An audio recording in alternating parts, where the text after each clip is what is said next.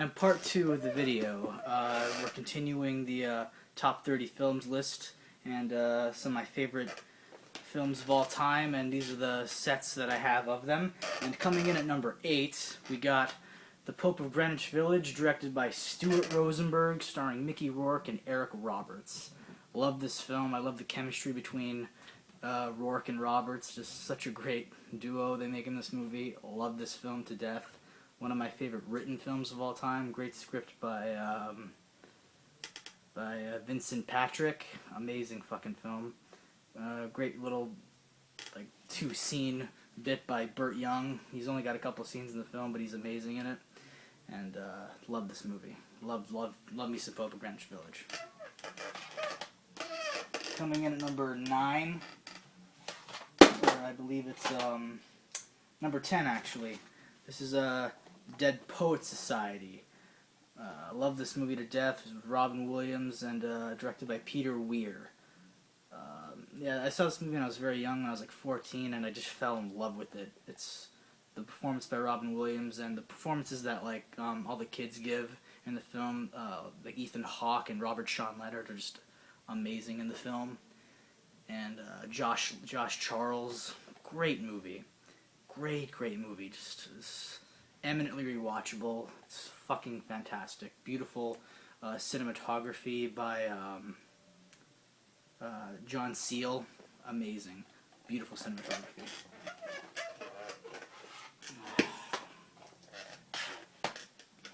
Coming in at number 11, Glengarry Glen Ross. Probably my favorite Al Pacino film of all time. It's my favorite 90s Pacino, next to Son of a Woman. But yeah, I just love this movie for so many obvious reasons. The cast, number 1. Number 2 being it's a David Mamet film, and I love me some David Mamet. And it's just unforgettable moments in this movie, especially Alec Baldwin's scene. Definitely one of the most memorable scenes in film history. His little monologue he gives, it's so fucking fantastic. And I actually had the opportunity to see this, the revival of this on Broadway, where Al Pacino played Shelley the Machine Levine, and Bobby Cannavale played Ricky Roma. And it was pretty interesting to see those two guys on stage, knowing that Pacino once was famous for playing Ricky Roma on screen. And it's just an amazing play. It's probably my favorite play ever made. I love this play. I love this movie. I love Mamet as a playwright, filmmaker, writer. Just a brilliant talent, that guy. And I love this movie, Glengarry Glen Ross. Coming in at number 12, Jim Jarmusch's Down by Law. And yeah, this film stylistically is just a work of art. It's beautiful black and white, and one of my favorite movies that stars like mostly like musicians as the leads. It's got like stars Tom Waits and John Lurie. John Lurie was famous for the Lounge Lizards, and Tom Waits famous for his music. And fantastic performance by Roberto Benigni. Very enduring performance by him, and a lot of great special features on this Criterion edition right here.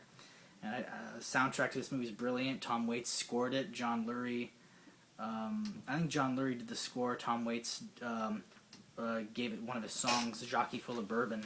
That's the song that basically opens the film. And I just love this movie. It's a good chill movie you can watch with your friends. It's brilliant. Number 13, The Graduate, directed by Mike Nichols, starring one of my favorite actors of all time, Dustin Hoffman. And Graduate, classic. Love this movie. Great DVD edition, although this isn't the edition that comes with the booklet. It's got nothing. My buddy Smallville's got the edition that comes with the booklet. So, but whatever. I like this edition just as well. It doesn't really come with any special features, but you know, it's a good classic MGM release, and I love this movie. It's an imprint in cinematic history, and I just love this movie.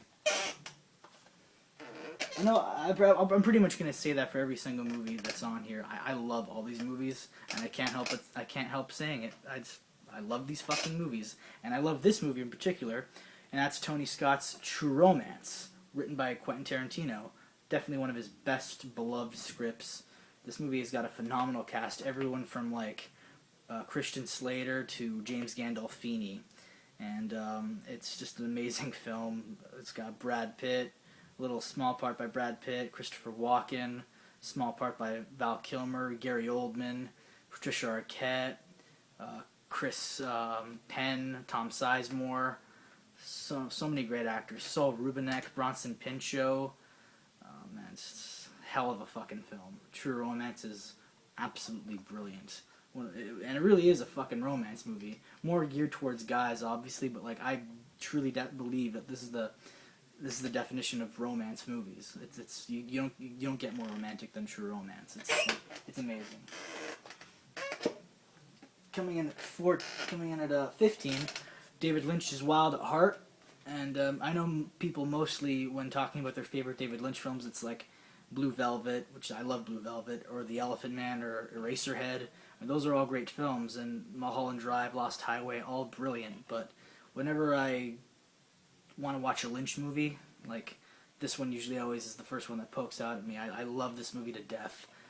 Nick Cage's performance alone deserves to be it deserves to be seen. Just like if you want to watch this movie and you need a reason to, Nick Cage. Nick Cage is dope in this film, and Laura Dern's brilliant. Willem Dafoe is so good in this movie as well, and it's just a wild, wacky ride of a David Lynch film. It's fucking amazing. Wild at Heart. Coming in at number 16, Wes Anderson's Rushmore. And obviously, if I had to narrow down my favorite, gun to my head, like favorite Wes Anderson movie, it's Rushmore, baby. You can't get enough of Rushmore. Jason Schwartzman is just wonderful in the film. One of my favorite debut performances by an actor, and Bill Murray's just phenomenal in the film. Just never before have I seen such a more relaxed, controlled performance. Like especially for a comedic actor of his caliber, just to watch him do that was brilliant. And Rushmore is always it holds a really special place in my heart. I love Rushmore. Number 17, Kevin Smith's Chasing Amy.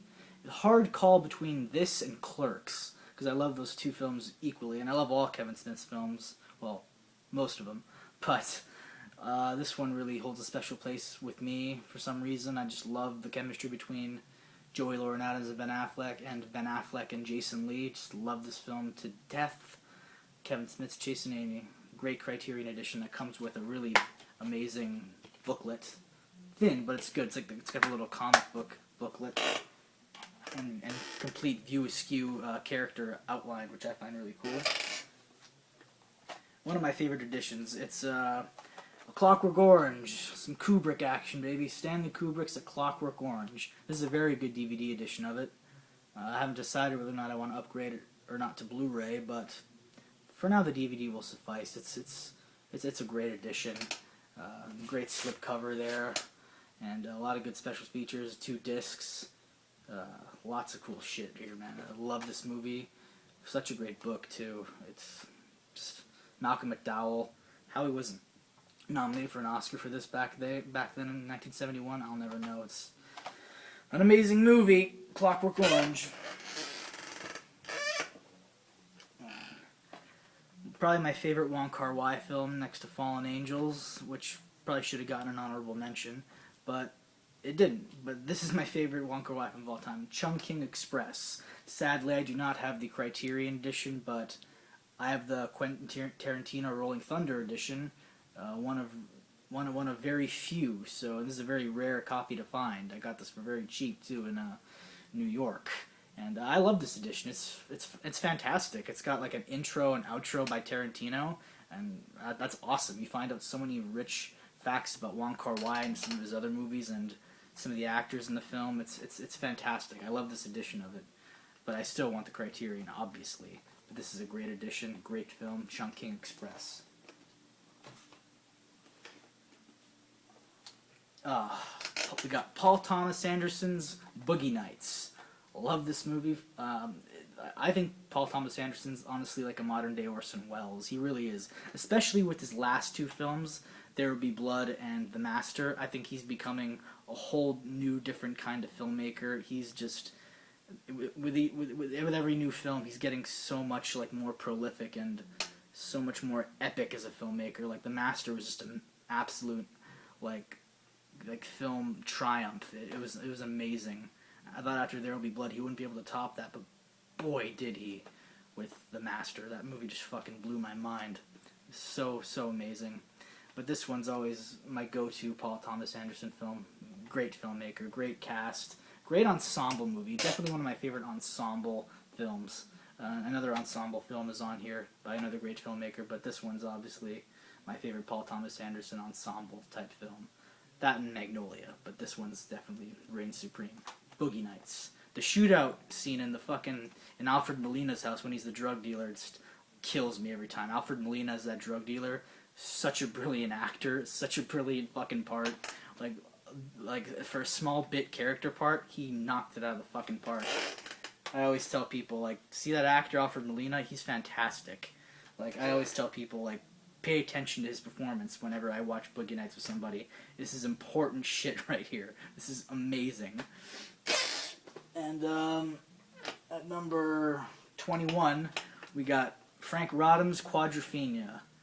I mean, this is just fucking badass rock and roll. If you love The Who, then this is your fucking film. If you love mod culture and 60s culture and great fucking Phil Spector Wall of Sound shit and the British invasion of the 60s, this is your film, baby. And beautiful shots, long shots of like mods on their Vespas on their way to a Brighton beach fight, then this is your slice of pie, man. I love this film to death. So glad to have the Criterion. I saw it on TV a long time ago when I was a kid, and I just fell in love with it. I was already a big Who fan, and this movie just totally solidified my love for that band and that album. And this film is just a brilliant, like modern day rock opera. Fantastic. And that'll do for part 2 of the film. I only got a couple films to go, but to save time and energy on my phone and minutes, I shall make a third part to this video, even though I really don't want to. But yeah, stay tuned for part 3. This was part 2.